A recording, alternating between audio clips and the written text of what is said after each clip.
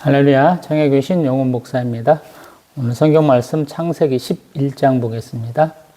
창세기 11장입니다. 온 땅에 언어가 하나요 말이 하나였더라. 이에 그들이 동방으로 옮기다가 신할 평지를 만나 거기 거류하며 서로 말하되 자 벽돌을 만들어 견고히 굽자 하고 이에 벽돌로 돌을 대신하며 역청으로 진흙을 대신하고 또 말하되 자 성읍과 탑을 건설하여 그 탑 꼭대기를 하늘에 닿게 하여 우리 이름을 내고 온 지면에 흩어짐을 면하자 하였더니 여호와께서 사람들이 건설하는 그 성읍과 탑을 보려고 내려오셨더라. 여호와께서 이르시되 이 무리가 한 족속이요 언어도 하나이므로 이같이 시작하였으니 이후로는 그 하고자 하는 일을 막을 수 없으리로다. 자 우리가 내려가서 거기서 그들의 언어를 혼잡하게 하여 그들이 서로 알아듣지 못하게 하자 하시고 여호와께서 거기서 그들을 온 지면에 흩으셨으므로 그들이 그 도시를 건설하기를 그쳤더라. 그러므로 그 이름을 바벨이라 하니 이는 여호와께서 거기서 그 온 땅의 언어를 혼잡하게 하셨음이니라. 여호와께서 거기서 그들을 온 지면에 흩으셨더라. 셈의 족보는 이러하니라. 셈은 100세 곧 홍수 후 2년에 아르박삿을 낳았고 아르박삿을 낳은 후에 500년을 지내며 자녀를 낳았으며 아르박삿은 35세에 셀라를 낳았고 셀라를 낳은 후에 403년을 지내며 자녀를 낳았으며 셀라는 30세에 에벨을 낳았고 에벨을 낳은 후에 403년을 지내며 자녀를 낳았으며 에벨은 34세에 벨렉을 낳았고 벨렉을 낳은 후에 430년을 지내며 자녀를 낳았으며 벨렉은 30세에 르우를 낳았고 르우를 낳은 후에 209년을 지내며 자녀를 낳았으며 르우는 32세에 수룩을 낳았고 수룩을 낳은 후에 207년을 지내며 자녀를 낳았으며 수룩을 30세에 나홀을 낳았고 나홀을 낳은 후에 200년을 지내며 자녀를 낳았으며 나홀은 29세에 데라를 낳았고 데라를 낳은 후에 119년을 지내며 자녀를 낳았으며 데라는 70세에 아브람과 나홀과 하란을 낳았더라. 데라의 족보는 이러하니라. 데라는 아브람과 나홀과 하란을 낳고 하란은 롯을 낳았으며 하란은 그 아비 데라보다 먼저 고향 갈대아인의 우르에서 죽었더라. 아브람과 나홀이 장가들었으니 아브람의 아내의 이름은 사레며 나홀의 아내의 이름은 밀가니 하란의 딸이요 하란은 밀가의 아버지며 또 이스가의 아버지더라. 사레는 임신하지 못함으로 자식이 없었더라. 데라가 그 아들 아브람과 하란의 아들은 그의 손자 롯과 그의 어머니 아브람의 아내 사레를 데리고 갈대아인의 우르를 떠나 가나안 땅으로 가고자 하더니 하란에 이르러 거기 거류하였으며 데라는 나이가 205세가 되어 하란에서 죽었더라. 아멘. 할렐루야. 아멘. 제가 창세기에서도 몇 차례의 창조가 있었던 것으로 볼 수 있다라는 말씀을 드렸던 것 같아요. 노아의 홍수 후에 이제 하나님이 창세기 1장에서 하시던 말씀, 생육하여 번성하여 땅에 충만하라 이 말씀을 짐승들과 또 방주에 타고 있었던 그 생물들과 노아와 그 가족들에게 하셨죠. 그리고 또한 의인의 족보를 이은, 계보를 이은 자녀들의 이름들을 쭉 쓰는 과정이 앞에서도 있었는데 여기 창세기 10장에도 있었죠. 그리고 그 사람들의 어떤 생애 주기 가운데 있는 얘기도 여기까지 다 있잖아요. 그래서 성경은 반복되는 게 되게 많아요. 수사기법 중에서 강조법으로 사용하는데 특별하게 반복법이 많이 나옵니다. 그래서 한 가지 틀을 정하고 그 틀을 반복해서 쓰는 좀 그런 경향이 있는 것 같아요. 그래서 이거 어디서 봤었어? 우리 데자뷰라고 하는 기시감이 많이 드는 거예요. 그래서 이 얘기 예전에 들었었는데 이런 얘기가 많은 거예요. 창세기 11장 봅니다. 이때는 온 땅의 언어가 하나고 말이 하나였다 그래요. 당연한 것이겠죠. 굉장히 좁은 지역에 살던 사람들이죠. 한번 설명을 해보면 이게 지중해예요. 요 옆에 이스라엘이 있어요. 위에 터키가 있어요. 흑해가 있어요. 그 다음에 여기 카스피아가 있어요. 그러면 지금 이스라엘 옆에 우리 요르단이 있고 그 사이에 요단강이 흐르죠. 요르단 강이 있어서 요르단이라고 하는 거예요. 그 다음에 우리 이 이스라엘하고 접하는 땅이 시리아 땅이에요. 그리고 지중해하고 변한 것이 요르단 땅이고요. 요르단, 시리아, 우리 이라크 위에가 산맥이 있어요. 그리고 또 그 위에가 산맥이 있어가지고 그 산맥 지역에 예전에는 그루지아, 지금은 조지아라고 부르는 땅이 있고 아제르바이잔, 또 아르메니아 땅이 있고 그 위에 뭐 체첸 공화국이 있고요.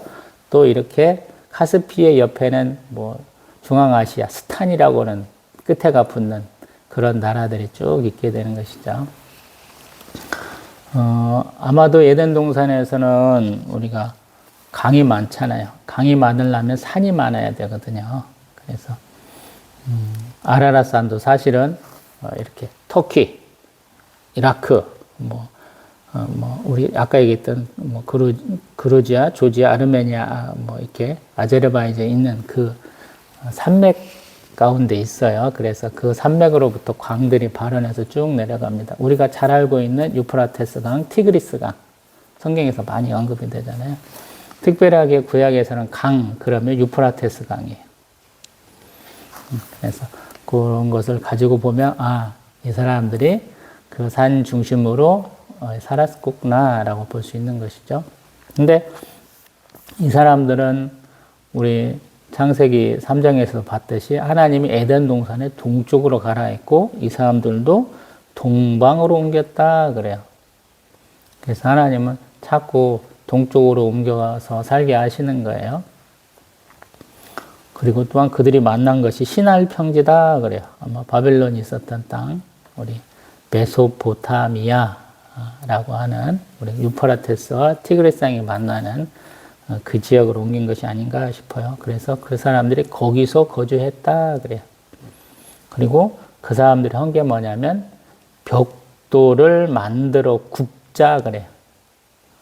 우리 흙벽돌들은 보면 뭉쳐지긴 하는데 그것들이 잘 부서지잖아요. 근데 구우면 그것이 더 단단해지겠죠. 그 다음에 또 역청을 진흙 대신에 쓰자 그래요. 이거 가만히 듣다 보면 이 사람들 무슨 생각을 하는 거지? 보면은 방주 역할을 할 수 있는 그런 어떤 탑을 세워보자 하는 것 같잖아요. 느낌이. 그리고 또한 성읍과 탑을 건설하는데 그 탑이 어디까지 가냐면 하늘에 닿게 하자 그래. 하늘에 닿자. 가만히 보면 겸사겸사 우리 이름도 내고 흩어짐도 면하고 또 그 뒤에 숨겨진 의도가 우리 다음에 하나님이 한 번 더 홍수 심판하면 우리 다 같이 여기로 와갖고 그냥 편안하게 살자 하는 것 같잖아요. 제 느낌입니다. 그런데 하나님이 그걸 딱 보러 오셔요. 에덴 동산에서 무화과 나무 이파리 이렇게 들르면서 우리 선악과 따먹었는데 하나님이 모르고 계시겠지? 이런 상황에서 하나님이 딱 와갖고 아담아 하고 부르시는 것 같잖아요. 여기도 하나님 오셔갖고 딱 보세요. 근데 그러다 보니까 이 사람들이 성읍도 건설하고 탑도 건설하고 하는 행동들을 보니까 무슨 생각을 하시냐면 자기들이 이렇게 우리가 힘을 모아서 뭔가 할 수 있겠다라는 생각을 가지게 되면 끝까지 그 길로 가겠다. 하나님 걱정하셔가지고 언어를 혼잡하게 하셨다라고 말씀하시잖아요. 그래서 신앙생활이 어려워요. 제가 처음에 한 35, 36 본격적인 신앙생활을 이렇게 시작하면서 보니까 성도님들이 너무 답답해요. 머리 한 번만 더 생각을 해보면 다 풀릴 것 같은데 그걸 잘 안 하더라고요. 근데 제가 이제 벌써 십몇 년 신앙생활을 이렇게 하다 보니까 어떤 생각이 드냐면 제 머릿속에서 바로 떠오르는 것은 굉장히 좀 고민을 좀 더 많이 해봅니다. 이 동영상 찍게 된 이유도 중에 하나도 저희 사모를 맺어준 분이 계세요. 그 여자돈사님 남편이 이제 저희 교육 개척했다고 같이 오셨어요. 겸사겸사 오셔서 예배드리고 가면서 동영상 한번 찍어보면 어때요? 그러더라고요. 성도가 없다 그러니까 어떤 홍보 수단이나 아니면 우리 정체성을 좀 살리는 것으로 해보라고 그러더라고요. 그래서 한 2년을 지금 고민을 하고 올해 이제 본격적으로 이제 도전을 해서 지금 이렇게 하고 있죠. 사실은 이래요. 내가 생각하고 내가 숨기고 싶고 그런 일들을 내가 그냥 우리 성경에는 변장이라는 단어가 나오잖아요. 우리 아하방과 우리 요시야 왕이 변장하고 나갔는데 우연히 어떤 병사가 쏜 화살에 맞아갖고 둘 다 죽잖아요. 그거랑 똑같아. 숨겨지지 않아요. 그래서 제가 항상 걱정이 되는 거거든요. 어제도 사실은 추운데 1시간 걸려갖고 우리 창세기 11장 내용을 동영상으로 찍었어요. 근데 다 찍고 나서 이렇게 들어보니까 뭔 문제가 있냐면 제가 CD기를 틀어놨더라고요. 음악이 계속 나오는데 제 귀에 들리면서도 그 생각을 못하고 열심히 찍었더라고요. 지금 여기 신할평지에 모여서 우리 성읍을 짓고 뭐 탑을 쌓는 사람들은 그걸 모르는 거예요. 이 땅에서 우리의 이름을 내자 하고 있는 자신들이 말하는 이것이 하나님이 기뻐하실까? 하나님이 용납하지 않으실까? 이 생각이 없는 거예요. 사람들이 많아지면서 자기들이 뭔가 할 수 있어 라는 자신감으로 충만해지다 보니까 하나님이 허락하지 않으신, 기뻐하지 않으신 일들을 그냥 해버리는 거예요. 저도 그렇더라고요. 어저께 하나님 기뻐하시지 않는 말을 너무 많이 했는갑다 그러잖아요. 오늘도 아마 이 부분은 또 편집을 빡 해야 될지도 모르겠어요. 하나님의 나라에서 사람의 이름은 그렇게 중요한 게 아니에요. 그리고 그게 허용돼 있지도 않아요. 그래서 내가 잘 돼야 하나님 영광 받으신다라는 소리는 하지 마세요. 하나님이 내가 잘 되는 것도 기뻐하셔요. 근데 하나님이 네가 전적으로 성공해야 돼? 아니라는 거예요. 하나님의 말씀에 순종하고 충성할 때 하나님 기뻐하신다라는 거예요. 하나님이 영광을 위해서 지음받은 우리들이다라고 우리 소열의 문답이 얘기하잖아요. 여기도 마찬가지. 하나님 축복하셨어요. 근데 이 하나님 앞에 막 얼굴 불그락불그락 해갖고 하나님 만드신 피조물 자기 동생을 딱 죽인 가인의 후손의 모습으로 지금 셈과 함과 야벳의 족속들이 이런 짓을 했잖아요. 하나님 가만두시겠어요? 그래서 이들이 이제 다 흩어져 버리게 되는 거예요. 그리고 흩어지게 돼서 하나님이 또 그들을 다 멸망시킨 것이 아니고 아담과 하와를 에덴 동산에서 쫓아내시면서 가죽옷을 입히시잖아요.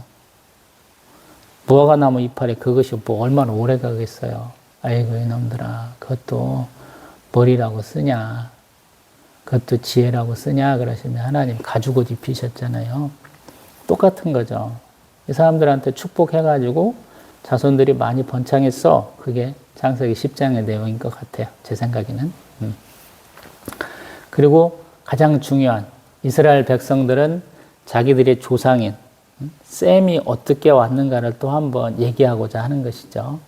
그래서 가만히 보면 우리 아담에서부터 우리 노아까지가 한 10대, 또 우리 셈부터 아마 우리 아브라함까지가 한 10대쯤 되는 것 같아요. 맞죠? 제가 앞에다 써놓고 지금 다시 한번 확인을 하네요. 그때 제가 창세기 5장에서 아담이 총 930세 살았는데 가인과 아벨은 빼고 셋을 낳았을 때가 130세에 낳았잖아요. 그러면 자기 총 인생 930세 중에서 130세의 아들을 얻었을 때가 자기 인생의 총 14% 정도였다라는 말씀을 드려봤어요. 그래서 그 퍼센테이지가 마할랄레까지는 쭉 줄어들고 다시 야레드에서부터 늘어가지고 결국에는 가장 늦게 자녀를 낳은 사람이 노아였다 그랬어요. 노아는 총 950세를 살았어요. 근데 500세에 셈과 함과 야벳을 낳았다고 그랬으니까 거의 인생의 절반을 지나서야 자녀를 얻은 사람이다. 그래서 가장 오래 고통받았기 때문에 하나님이 가장 크게 축복하신 분일 수 있다. 이런 의견을 제시를 계속하고 있죠. 셈 경우에는 우리 100세 아르박삿을 낳았다 그래요. 그리고 500년을 사셨어요. 그래서 600세 전체 생애 주기에서 16.7% 정도 돼요. 뭐 아담이 14%였으니까 조금은 넘지만 그래도 괜찮은 것 같아요. 야렛이 조금 컸었거든요. 야렛이 162세 에녹을 낳았는데 그게 약 16.8%였어요. 그래서 비슷비슷해져 가는데 그 퍼센테이지가 우리 에벨까지 많이 줄어요. 7.3%로. 에벨 같은 경우는 34세에 벨렉을 낳고 꼭 430년을 사시거든요. 그래서 이 주기가 점점 주는 거예요. 그것은 하나님이 축복하신 거다라는 이런 생각이 들어요. 우리 셋 때 여호와 이름을 부르기 시작했고 그래서 하나님이 축복이 더 임한 것이 아니냐. 근데 야렛 때부터 뭔가 문제가 커진 것이 아니냐 싶어요. 우리 가인의 아들 우리 무두셀라 자손 중에 뭐 이런 얘기가 나오잖아요. 자녀를 뭐 아내를 둘이 낳았고 자기는 사람을 죽여도 되지만 남들은 아니다라고 남에게 얘기하잖아요. 근데 우리 바벨탑 사건은 우리 창세기 10장에서는 벨렉 때는 아니었다 그랬잖아요. 벨렉 때. 그때부터 갑자기 그 생애 주기 중에서 자녀를 낳는 그 시기가 조금씩 길어져요. 그래서 어떤 때 가장 길어지냐면 우리 데라 때 보면 데라는 70세에 이제 아브라함을 낳았다 그러고 135년을 더 사셔서 205세에 돌아가시거든요. 그래서 34.1%때 되고 또 노아하고 비슷한 상황이 아브라함 때 이제 이루어져요. 아브라함 100세 이삭을 낳았잖아요. 그러고 총 175세를 살았으니까 57.1%에 해당해요. 그러니까 조금 비슷해진다라고 볼 수 있는 것이죠. 저도 예전에는 이렇게 숫자 안 따졌는데 조금 더 논리성을 갖춰보자라고 이렇게 얘기하고 있네요. 이게 논리적이지는 않은 것 같은데. 그리고 제가 세대의 개념을 우리는 일반적으로 30년이라고 생각하지 않느냐. 근데 성경에서는 40년을 많이 얘기하는 것 같다라고 말씀드려봤죠. 오늘 보고 있는 창세기 11장 우리 뭐 10절 이하로 보면 우리 아르박삿, 셀라, 에벨, 벨렉, 르우, 수룩, 나홀 정도까지는 뭐 짧으면 29세, 길면 35세의 자녀를 낳아요. 정상적인 세대의 모습이죠. 근데 그 세대의 모습이 이제 조금씩 바뀌어가는 것 같아요. 바벨탑 사건 이후에도 아마도 그들의 삶의 형편이 조금 변화를 일으키는 것 같아요. 언어가 다르니까 마찰이 생길 것이고 마찰이 생기다 보니까 내부 분쟁이 많이 일어나겠죠. 그래서 처음에는 한 족속이 이렇게 가장 큰 세력을 이루다가 이제 센 족속이 이제 그것을 좀 극복해가는 모습이 우리 이스라엘의 건국 과정이 아닌가 싶어요. 지금 아브라함의 조상들 데라로부터 쭉 움직이는 모습을 보면 그 함족속의 영역을 점점 이렇게 통과해가는 모습이잖아요. 그러고 이제 이 데라의 자손들 얘기를 좀 해야 돼요. 데라가 지금 자녀가 셋이죠. 아브람, 나홀, 하란. 모습만 셋인 것 같아요. 다복했을 것 같아요. 근데 이 하란이 먼저 죽었다 그래요. 그래서 그 자녀는 밀가 이스가 우리 롯이다 그래요. 우리 29절에 보면은 자녀를 표시하는 게 조금 우리 개념하고 다르죠. 자녀가 누구 있어 이렇게 얘기하면 좋을 텐데 그것을 조금 변형해서 하죠. 왜 그렇게 할까 보면은 아버지와 자녀를 동시에 한 번씩 바꿔서 얘기해 주는 것 같아요. 아버지도 중요한 사람, 자녀도 중요한 사람 이렇게 얘기하는 것 같아요. 그러면 왜 데라가 갈대아 우르에서 떠났을까 우리가 좀 추정을 해봐야 되잖아요. 야사에서는 아마 우상 숭배를 거부하고 하나님만 섬기겠다 해서 하나님이 멀리에서부터 인도하신다 이렇게 얘기하는 것 같아요. 이제 또 한편으로 보면 부모들 입장에서 자녀가 먼저 앞에 가면 굉장한 우리 고통이죠. 스트레스를 받기 때문에 좀 변화를 꾀한 것이 아닌가 싶어요.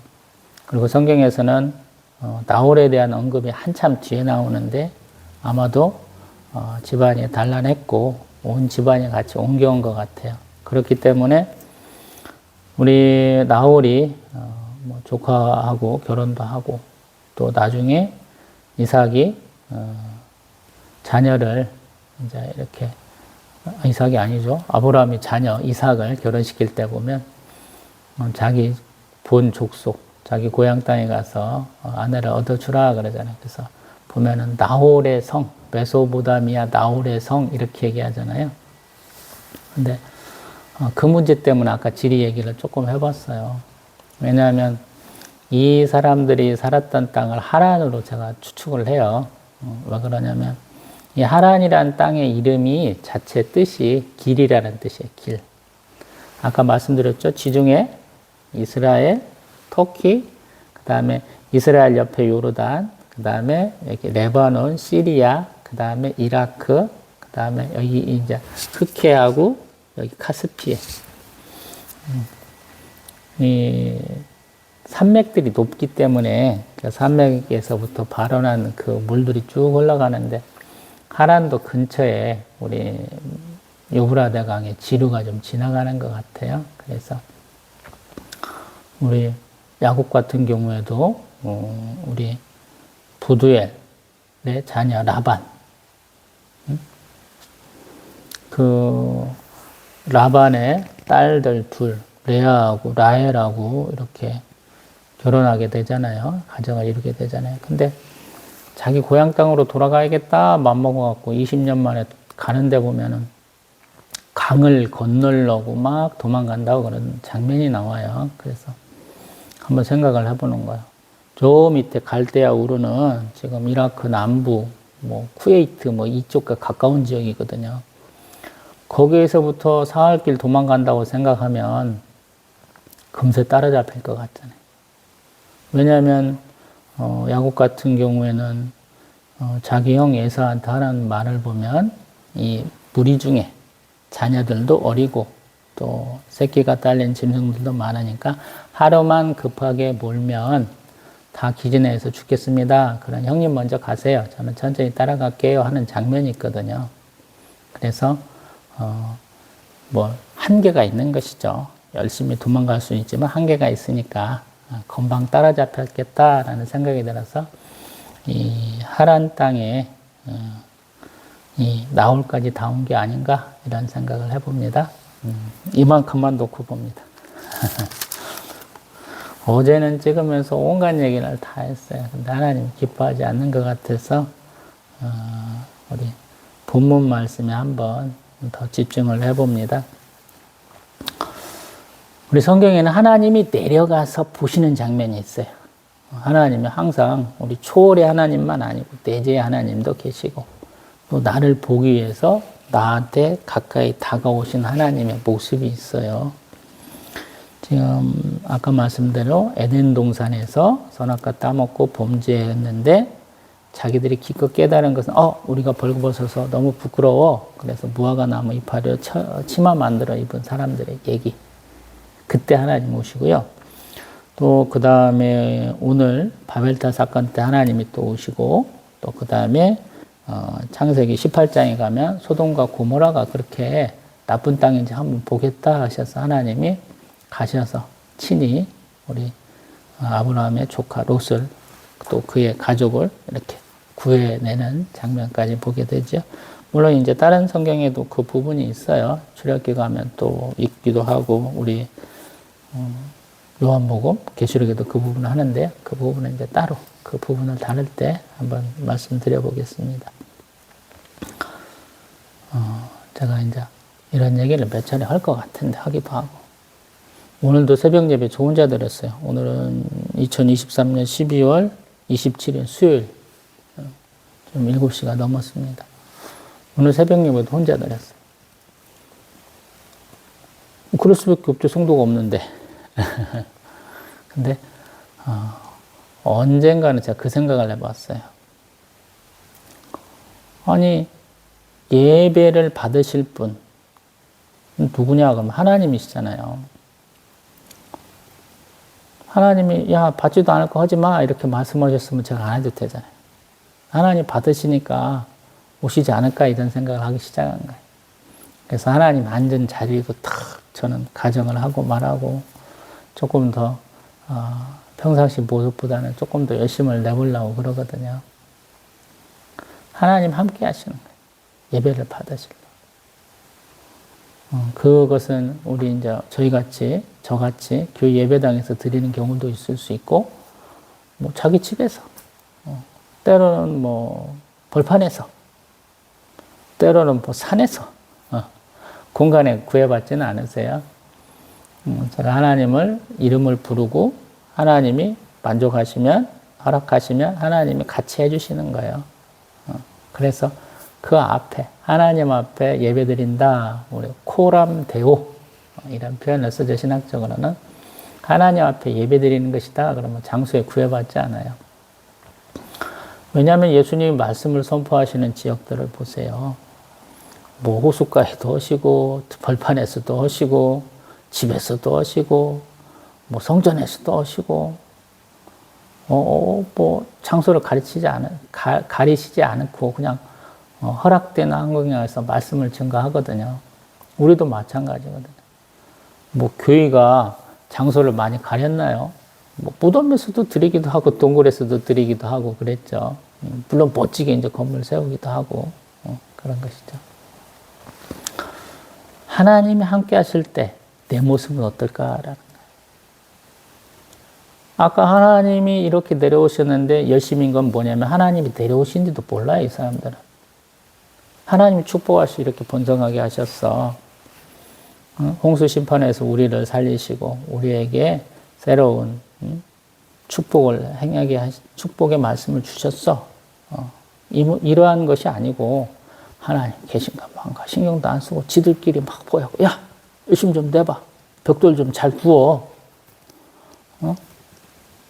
좀 잘 발라 역청 좀 튼튼하게 쌓아야 하늘까지 닿지. 이런 거잖아요. 예수님 예루살렘 입성하실 때 뭐 일부 사람들은 막 찬송하고 할렐루야 막 호산나 다윗의 자손이야 막 외치고 다니고 애들도 막 신나갖고 막 성전에서 떠들고 다니는데 제사장들하고 장로들은 관심도 없잖아요. 조용하잖아요. 그 성전의 주인이신 예수 그리스도가 누군지 모르잖아요. 여기도 마찬가지예요. 그들이 닮고자 하고 그들이 이렇게 가까이 하고 싶은 하나님이 오셨는데 하나님 알아보는 사람이 하나도 없잖아요. 그래서 항상 문제가 되는 거예요. 말씀을 보면 제가 항상 제 얘기도 많이 하고 엉뚱한 얘기도 많이 하는데 그 말씀의 주인인 하나님 얘기가 더 많이 떠올라야 되거든요. 어떤 분들은 실컷 막 예배 잘 드렸어. 근데 뒤돌아서서 일어나서 집에 가면서 생각나는 건 뭐냐면 목사님들이 하도 조는 성도들 아니면 딴짓하는 성도들 이목을 자신한테 쏠리려고 하는 예화나 농담이나 이런 것만 생각나시는 분들이 있어요. 잘못됐다는 거. 그래서 저는 심지어 그런 얘기도 해요. 농담 잘하시는 목사님은 하나님 언제 농담한 적 있으세요? 제가 그렇게까지 말해보거든요. 그래서 신앙생활이 어려워요. 미국 사람들 이렇게 신앙생활하는 사람들, 우리 개신교인들의 상당수가 하나님을 굉장히 긍정적인 분, 쾌활한 분이라고 이렇게 생각한다고 그러더라고요. 맞는 거예요. 하나님은 모든 성격이 총합이잖아요. 하나님이 형상과 모양대로 만들어준 우리니까. 그래서 나도 하나님의 형상과 모양대로 만들어진 사람이에요. 하나님이 나 태어날 때 영혼을 딱 주신 분이에요. 아담만 창조하신 분이 아니고 나도 창조했어요. 엄마 아빠가 사랑해서 낳은 아들인데 하나님의 피조물이에요. 제가. 영혼은 엄마 아빠가 만드신 게 아니잖아요. 하나님이 주신 것이다. 신학적으로 그렇게 얘기해요. 그러니까 하나님을 알아봐야 돼요. 하나님 모르잖아요. 얼마나 깝깝한 일이에요. 모였으면 하나님 이름도 부르고 감사함으로 우리 유대인들의 특징 중에 하나가 뭐 세 사람만 모이기 시작하면 그들의 회당을 짓기 시작한다 뭐 이런 얘기도 있는데 은혜롭게 그렇게 했으면 얼마나 좋아. 근데 자기 이름 내려고 벌써 이렇게 사니 이게 좋은 일이 아니잖아요. 노아 홍수전하고 비슷한 얘기가 되잖아요. 라멕과 비슷해지 가려고 그러잖아요, 지금. 좋은 게 아니잖아요. 그래서 하나님이 노아를 쓰셨듯이 우리 데라를 쓰는 것 같아요. 제가 기드온 사사 얘기 되게 많이 하는 사람 중에 하나인데, 기드온 사사가 하는 말이, 우리 지파는 12지파 중에서 잘로 작아요. 우리 집안은, 우리 지파내에서도 코딱지 많아요. 또 우리 집에서 내가 제일로 연약해요. 이런 식의 얘기를 하잖아요. 근데 하나님이 글을 쓰시잖아요. 근용사여 이렇게 부르잖아요. 타작마당도 아니고 포도주 틀에서 타작하고 있는 그 기드온을 불러갖고 하나님이 32,000명 모였는데 다 집에 가라 그러시고 300명 됐고 그 벌판에 가득한 사람들을 다 이기게 하시잖아요. 끝까지 쫓아가서 또 죽이잖아요. 얼마나 감사해. 그가 나팔 부니까 막 갔던 사람들이 나를 부르는구나 하고 막 보여들어갖고 막 크게 승리를 하잖아요. 사실은 그런 거거든요. 나도 마찬가지예요. 내가 강하고 내가 잘할 때 하나님 단어 쓰시는 게 아니에요. 내가 연약할 때 하나님 쓰시는 거예요. 말씀을 굉장히 잘할 수 있어. 기도를 잘할 수 있어. 찬송의 은혜가 넘쳐. 이런 때 쓰시는 게 아니에요. 나 이것 좀 잘해봤으면 좋겠어. 나 이것 좀 정말로 해보고 싶어 할 때 하나님 쓰시는 거예요. 제가 그런 경우잖아요. 어저께 보니까, 어저께인가 그저께 보니까 드디어 구독자가 10명을 넘었어요. 할렐루야. 우리는 성도가 딸랑척 포함해서 3명인데, 우리 셋 가정교회인데, 구독자가 더 많아서 너무 감사해요. 제가 왜 말씀을 더 좋아하게 됐을까요? 근데 기도 열심히 잘하고 싶은데 기도를 잘하는 스타일이 아니에요, 제가. 같은 얘기 또 하면 되게 싫어해요. 나이가 먹은 우리 증거 중에 하나가 같은 얘기 맨날 반복하는 거.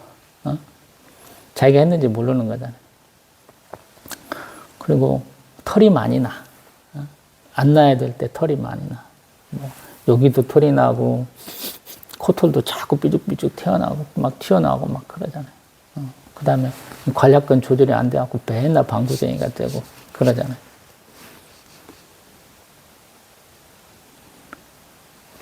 근데 우리 육신은 그렇게 연약해져 가는데, 우리의 정신은 때로는 우리의 뇌세포가 많이 노화되지만, 많이 죽어가지만 또렷한 게 있어요. 내가 많이 노력하고 내가 많이 집중한 것은 남잖아요. 우리 치매 걸리신 분들도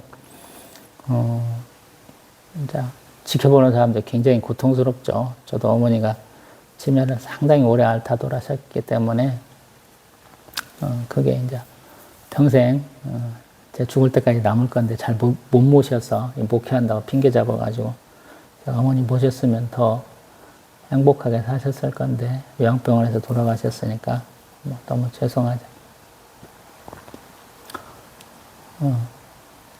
그 어머니가 우리 5 남매들 요양병원에 막 가셔서는 이제 알아보는 자녀도 있고 못 알아보는 자녀도 있고 또 세월이 몇 년 있다가 돌아가셨으니까 바뀌니까 다시 바꿔갖고 알던 놈은 모르고 모르는 사람은 알고 그러더라고요. 그래서 참 희한한 거다. 또 우리가 이제 전신마취 하다가 보면 가끔씩 딴 얘기들 많이 한다고 그러잖아요. 저도 여기 수술하면서 전신마취 했을 텐데 지금 생각하면 좀 창피해요. 수술실 앞에 들어가는데 수술 전 브리핑은 해줘야 될 거 아니야. 이 단국대 이비인후과는 어떻게 don양되는지 이 브리핑도 없고 나 그냥 수술실 앞에 그 보조해 주시는 분이 데려다 놓고 아무 체크도 안 하거든. 근데 저는 무사태평인 사람이야. 하나님 수술 잘 되게 해주세요. 이렇게 다 뒤집어 씌워놔가지고 그냥 수술실 앞에서 이렇게 누워갖고 잠잔 사람인데 아마 마취하고서는 아마 욕 많이 했을 것 같아요. 야, 이놈들아, 이렇게 해서 되겠어? 제 과거 중에 하나는 의대를 다닌 과거가 있어서 다 마치지는 못했습니다만은 욕 많이 했을 것 같아요. 제가 죽을 때 뭔 말할까 그래서 좀 두렵더라고요. 제가 죽을 때 하나님이 어떤 말씀으로 감사하고 죽을까. 제가 소망하기는 하나님 감사합니다. 잘 돌봐주셔서 행복하게 살았습니다 하고 하나님 만나러 가고 싶거든요. 또 천국문통에서는 예수님 만나고 싶어요. 예수님이 저를 딱 안아주시면서 참 수고했다 용훈아, 그 말씀하기를 소망하는데 점점 살아오면서 부끄러운 일만 더 많이 하는 것 같아요. 뭐 잘하는 게 있어야죠. 여기도 보면은 야, 네 이름 내려고 하지 마. 너는 무슨 정신으로 살간데 네가 하고자 하는 일만 집중을 해가지고 하나님 만날 수 있는 그 가장 은혜로운 순간에 왜 너는 숨기도 하고 딴짓하기도 하고 몰라보기도 하냐라고 물으신다면 할 말이 없잖아요. 제가 그런 게 아닌가 싶어요. 개척교회에서 가정교회로 바뀌었다 그러는데 사실은 이만큼이나 버티는 것은 하나님이 주신 축복이거든요. 작년 1년적으로 생각해보면 지금은 굉장히 좋은 상태예요. 제가.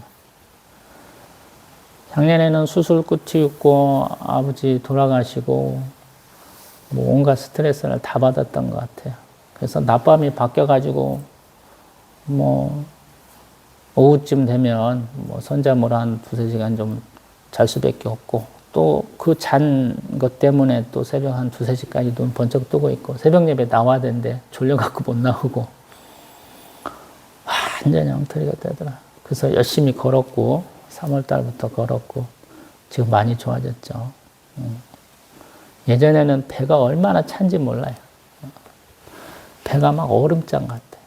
그러니까 이게 전체 삶의 그 라이프 스타일이 완전히 깨져버리더라. 근데 올해는 괜찮더라고요. 그래서 감사하다. 그래서 하는 생각이 그래서 드리는 말씀이 말씀을 읽고 묵상도 좀 많이 하시고 또 운동도 좀 많이 하세요. 저 말고도 아마 50대쯤 되면 운동할 필요성을 많이 느끼실 건데 과격한 운동하실 수 있는 체력이면 하시고요. 여건이 되시면 아니면 저처럼 많이 걸으세요. 저도 오늘 이 동영상 찍기 전에 지금 6,000보를 아마 채웠을 거예요. 교회 와가지고 4,100보 걸어가지고.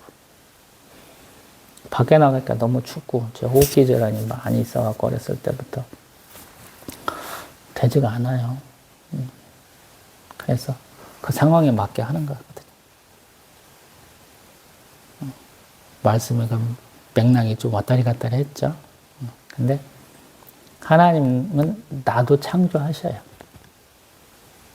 새롭게 하신다라는 말씀이. 말씀을 통해서 우리가 그렇게 돼요. 그 얘기 한번 보고 마치겠습니다. 로마서 12장 2절. 로마서 12장 2절.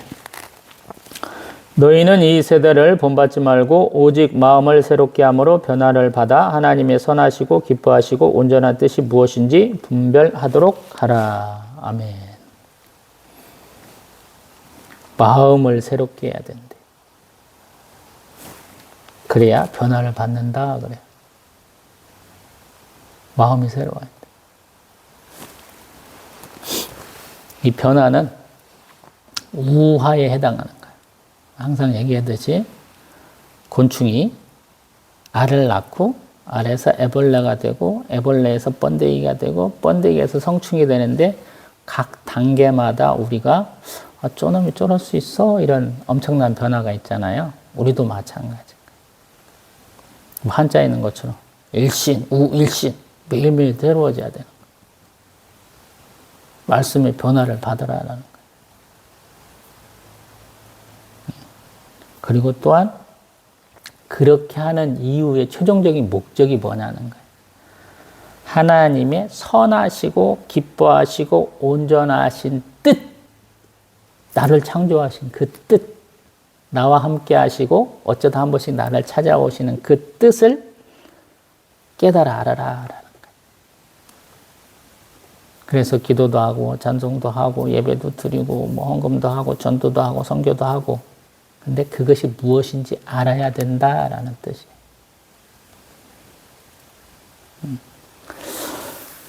또 다음 시간에 뵙겠습니다. 할렐루야.